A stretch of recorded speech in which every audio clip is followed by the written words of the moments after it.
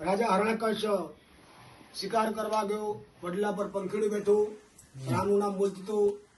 હરણાકશને ખોટું લાગ્યું, પાછો આવ્યો. સવા લાખ સ્તંભોની પાન બનાવી અને બે રાણી તો યાદને કયા પાના કયા દિના કુકે જન્મ તો નામ પડ્યું પહેલા દો.